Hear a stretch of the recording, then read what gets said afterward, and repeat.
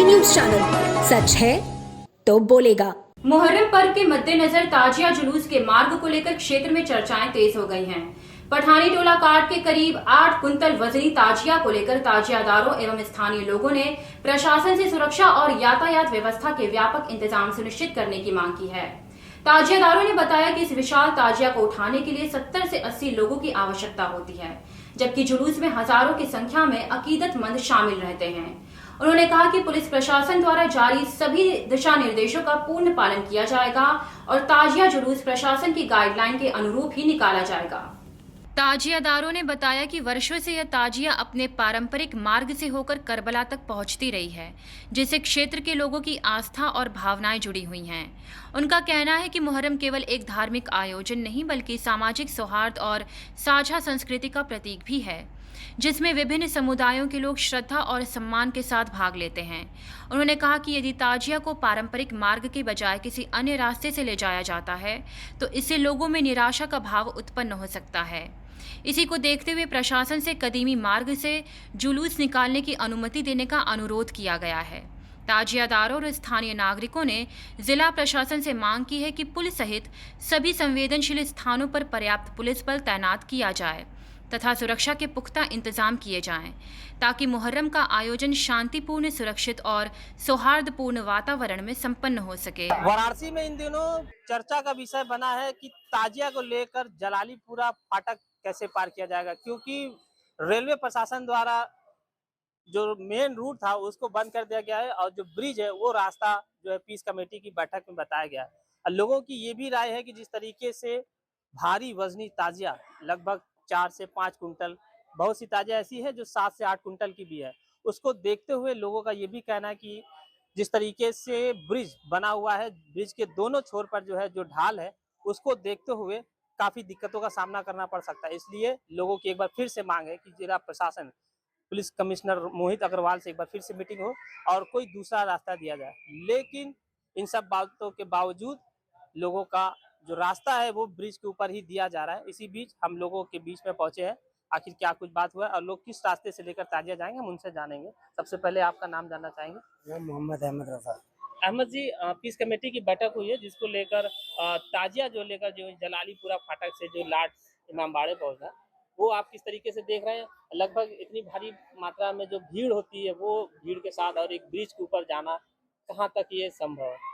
देखिए, ताज़िया जो है वो हमारी पारंपरिक दृष्टिकोण से और हमेशा से प्रशासन की गाइडलाइन रही है जी। कि जो हमारा पारंपरिक रास्ता है, किसी गाइडलाइन में भी कोई नई परंपरा ना शुरू की जाए, ना कोई पारंपरिक रास्ते और उसको छोड़ के कहीं और से जाया जाए कि कोई बात खड़ा हो। तो जो पारंपरिक रास्ता बना हुआ है, जो हमेशा से हम लोग सरैया इमामबाड़े में ताज़िया जाती रही है, जी।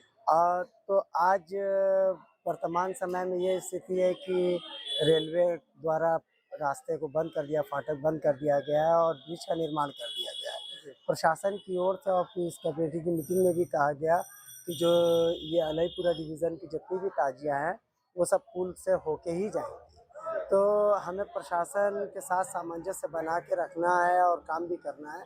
लेकिन हम लोगों की ताजिया जैसे देख लीजिए 6-7 कुंटल 8 कुंटल की ताजिया, शहर में बहुत ज़्यादा पुरानी जो ताजिया है वो बड़ी इमारत है, काठ की ताजिया, जिन ताजिया के साथ कम से कम उठाने के लिए 70 से 80 लोग लगते हैं।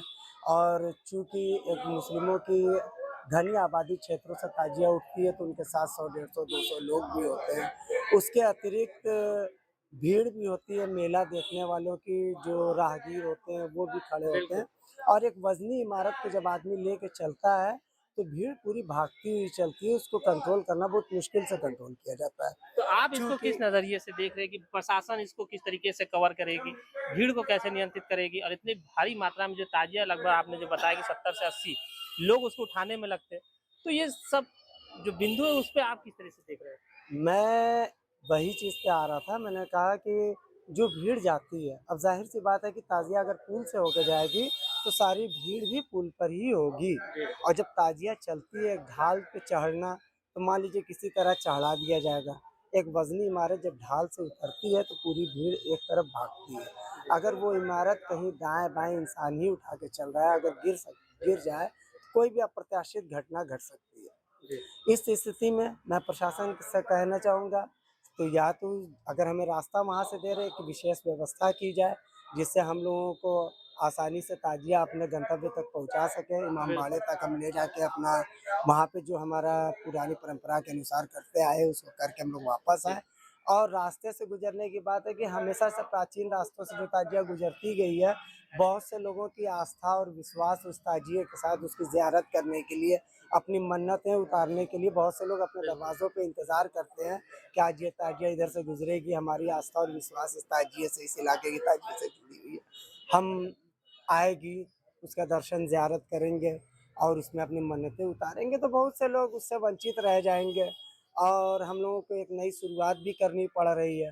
एक रास्ता छोड़ के दूसरी लोग हैं, रास्ते हम उनसे बात करेंगे। आपसे जानना चाहेंगे, परंपरागत रूप से जो रास्ता है वो इस बार बंद कर दिया गया है, एक नए रास्ते का जो है निर्माण किया गया है। किस तरीके से आप देख रहे हैं? प्रशासन की सुरक्षा की जो नीति है उसको आप कैसे देखते हैं? अगर हमारे हिसाब से अगर प्रशासन चाहता तो ये काम पूर्ण रूप से सही तरीके से हो सकता था, पर प्रशासन ने कोई और रास्ता नहीं निकाला इसका। तो अभी भी मगर हमें प्रशासन से उम्मीद है कि शायद प्रशासन कोई बेहतर रास्ता निकाल दे, जिससे हमें बहुत सारी परेशानियों का सामना ना करना पड़े।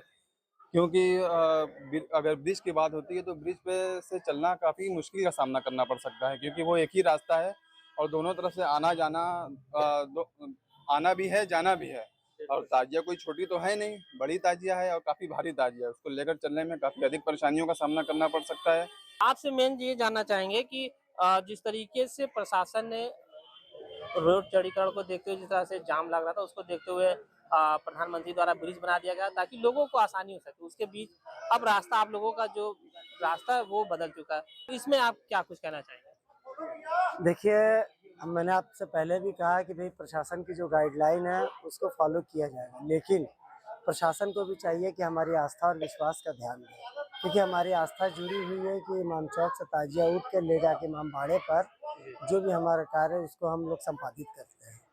तो उसमें भी अगर हमारी आस्था सबको हम का ख्याल नहीं किया जाएगा तो हमें कहीं ना कहीं दुख होगा, हाँ, और हम किसी चीज़ को पूर्ण रूप से नहीं कर पाएंगे।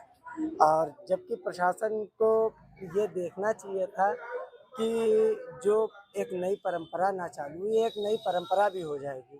अगर ताजिया ले जाके रास्ते में रोक के, मान लीजिए किसी कोई इंसिडेंट कहीं रास्ते में रुका, किसी वजह से अगर आदमी फूल माला ले जाके ठंडा कर दे तो वो एक बात है। फूल माला ठंडा करने की बात है तो चौक पे रखी हुई है, फूल माला ले आके ठंडा कर दी। मगर मैंने आपसे बताया कि जब ताजिया रास्ते से चलती है तो बहुत सारे लोगों की विश्वास उसके ऊपर है, लोगों की आस्थाएं जुड़ी हुई हैं। अगर आस्था और विश्वास ना होती तो ये पुरानी परंपराएं बनाई नहीं जाती। आज ये पुरानी परंपराएं जो बनाई गई हैं, जिसको विधिवत उन परंपराओं को लोग निभाते चले आ रहे हैं, इसी उद्देश्य से कि लोगों की जो आस्था विश्वास जुड़ी है वो हमेशा के लिए बनी रहे, जो जिनको मानने वाले हैं। हाँ, बिल्कुल निश्चित तौर पर तमाम लोग जो थे इनका कहना है कि जिस तरीके से जो परंपरागत रूप से जो रास्ता था उससे ताजिया अगर जाती थी, क्योंकि आस्था से ये जुड़ा हुआ जो है ये जो है मुहर्रम का त्योहार है, क्योंकि इसमें हिंदू मुस्लिम सभी लोग शामिल होते हैं और यहीं से जो है एक गंगा जमुना की तहजीब भी देखी जाती है, क्योंकि ये वाराणसी काशी की नगरी है। यहीं पर सारे लोग जो है वो एक दूसरे से मिलकर रहते हैं और यहीं से जो है आज इस बार जो है एक नया रूट जो है दिया जाएगा, क्योंकि वो कजापुरा से होकर सरैया जो ब्रिज है उससे होते हुए